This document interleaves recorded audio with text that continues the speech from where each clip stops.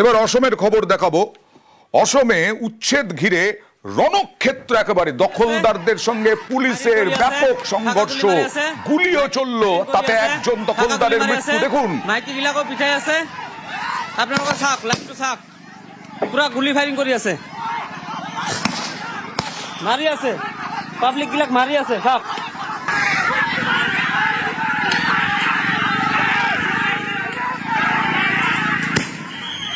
চাক কেনেকৈ মাৰি আছে আমাক।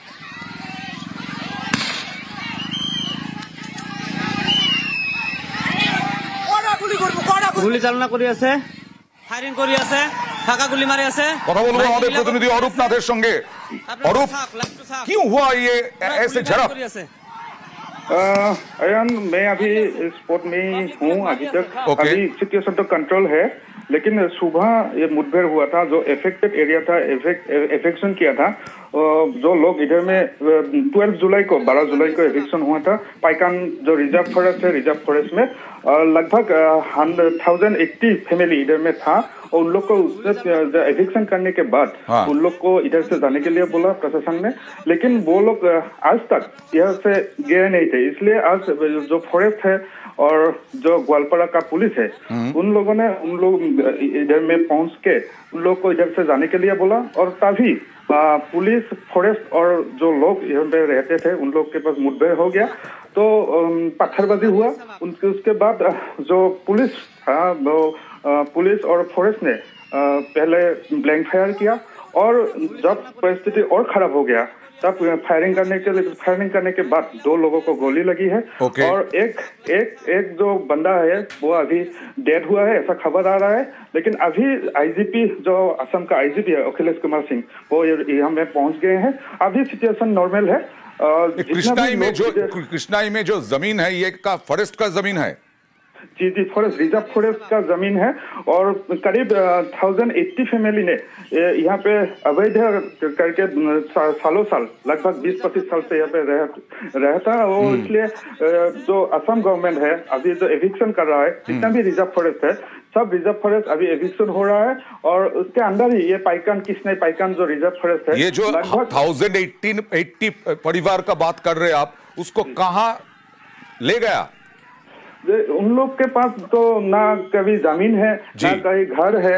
तो इसलिए तो वो लोग जब 12 जुलाई को 12 जुलाई को एविक्शन हुआ था, उसके बाद उन लोग कहीं पे भी जा नहीं सके, इसलिए यहाँ पे ही रहते थे। और आज जो ये पुलिस और फॉरेस्ट आया ना, इसलिए वो उनको जब इधर से जाने के लिए बोला है, तो उन लोग के गुस्सा हो गया। वो जितने भी लोग थे इधर में, हम कहाँ जाएंगे, कहाँ रहेंगे, ये बोल के, तो तभी ये मुठभेड़ शुरू हो गया। बहुत बहुत धन्यवाद।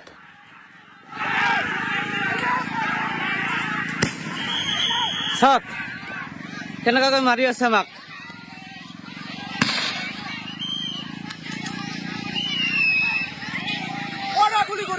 গুলি চালনা কৰি আছে, ফায়াৰিং কৰি আছে। অতি বেৰিকেড আছে হা, ইমি যায় ধমকি দেয়, ওলাই যাওক নহ'লে গুলি কৰিম, মাৰিম। 2-3 দিন এনেকা ধমকি দিছে। আজি ৰাতিপুৱা কিবা হৈছে নাজানো, মোৰ ভাগনাগিলা বাহিৰত থাকে, ব্যবসা করা মানুষ, এগুলো তো কাউকে চাল নহয়। আপনালোকে দেখি পাইছে না কেনকা, তাকে মুরো ফলে গুলি করে ডাইরেক্ট লগ ডেট। অতি তো আরো হাল্লা চিল্লা করছে না মানুষ। খারাপ রাস্তায় কড়া হাইকোর্ট, একাধিক রাস্তা খারাপ মন্তব্য বিচারপতির। জলমগ্ন একাধিক রাস্তা, রাজ্য পদক্ষেপ না করলে কড়া ব্যবস্থার হুঁশিয়ারি বিচারপতির। রাজ্যকে 2 সপ্তাহ সময় দিল হাইকোর্ট। এই 2 সপ্তাহ সময়ের মধ্যে জানাতে হবে রাস্তা নিয়ে কি ভাবছে রাজ্য। রাজ্যের একাধিক রাস্তার দশা খুব খারাপ বলেছেন বিচারপতি। খারাপ রাস্তায় রোগীদের অবস্থা আরো খারাপ। তারাতলা থেকে বজবজ যাওয়ার রাস্তা করুন, জলমগ্ন থাকছে রাজ্যের অনেক রাস্তা। রাজ্য পদক্ষেপ করুক, না হলে কড়া পদক্ষেপ, এমনও হুঁশিয়ারি মন্তব্য পর্যবেক্ষণ বিচারপতির। শতপ্রণোদিত মামলা রুজু করে পদক্ষেপের পথে হাঁটবে হাইকোর্ট। রাস্তা পরিস্থিতি না শোধরালে পদক্ষেপের পথে হাঁটবে হাইকোর্ট। বিচারপতি সৌমেন সেন ডিভিশন বেঞ্চের।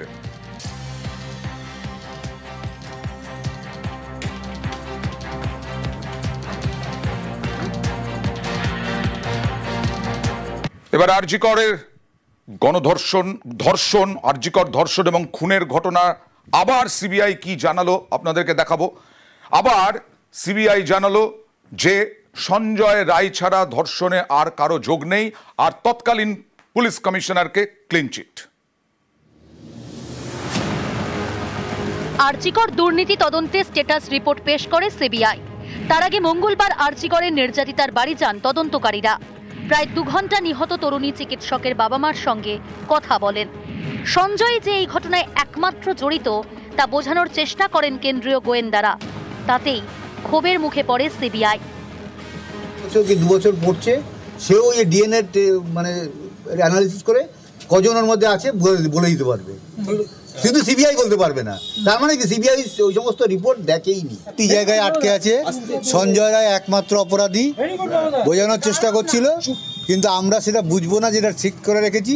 আমাদের কাছে যা প্রুফ ছিল, তথ্য প্রমাণ ছিল, সেগুলো দেখিয়েছি। কি জিনিস বুঝিয়ে যাচ্ছে যে সঞ্জয় রায় একমাত্র অপরাধী, সমস্ত তথ্য প্রমাণ ওর সঙ্গে মিলে গেছে, আর কারোর সঙ্গে আমরা মেলাতে পারছি না।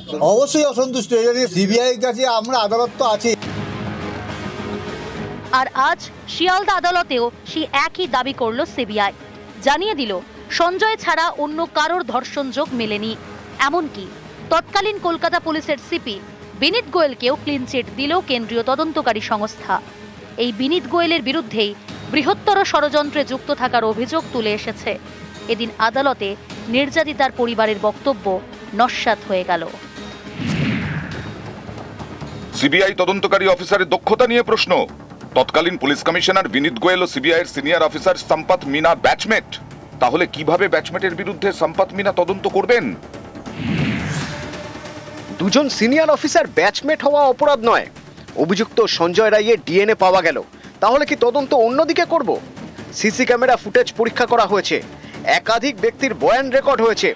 বিনীত গোয়েলের বিরুদ্ধে অপরাধে যুক্ত থাকার কোনো প্রমাণ নেই। সিসি ক্যামেরা ফুটেজে কি দেখা গিয়েছে? 32টি সিসি ক্যামেরার ফুটেজ দেখা হয়েছে। কে কখন এসেছে বেরিয়েছে দেখা হয়েছে। ঘটনাস্থলে পৌঁছতে আরো 2টো রাস্তা আছে। যে ফুটেজে সঞ্জয়ের উপস্থিতি দেখাচ্ছেন সেটি একটি সিসি ক্যামেরার ফুটেজ। সিবিআইয়ের একটাই বক্তব্য, সাজা করিয়ে দিয়েছি। আদালত তদন্তের অগ্রগতি জানতে চেয়েছে। তদন্তের অগ্রগতি কি আছে? 4 জন চিকিৎসারত ছিলেন ওই রাতে, তাদের কেন হেফাজতে নিল না সিবিআই? আরজিকর ছাড়া আমরা বাইরে ট্রাফিকের ফুটেজ দেখেছি। সঞ্জয়ের ডিএনএ ম্যাচ করেছে। যে 4 জনের কথা বলা হচ্ছে তাদের লাই ডিটেকশন টেস্ট হয়েছে। যারা জড়িত নন তাদের কেন আমরা গ্রেপ্তার করব? তথ্য প্রমাণ না পেলে কিভাবে গ্রেপ্তার করা হবে? নতুন কিছু আউটকাম আমরা দেখতে পাইনি, যেটা আজকে আমরা কোর্টেতে তুলে ধরেছি। সঞ্জয় রায় ছাড়া 2জনকে ওনারা অ্যারেস্ট করেছিল, সন্দীপ ঘোষ এবং দিদেন ওসি টালা অভিজিৎ মণ্ডল। তো আমরা সেটাই বলেছি, যদি ওনাদেরকে যখন অ্যারেস্ট করে ভেতরে রেখেছিলেন তখন ওনাদের বক্তব্য ছিল সিবিআই যে ওনাদের বিরুদ্ধে অনেক তথ্য আছে। তাহলে যদি এতই তথ্য থেকে থাকে তাহলে চার্জশিট দিচ্ছে না কেন? আজকে আমাদের যেই হতাশা যেইগুলো হচ্ছে সেটা ইনভেস্টিগেশন এজেন্সির ব্যর্থতার জন্যই। নিউজ 18 বাংলা।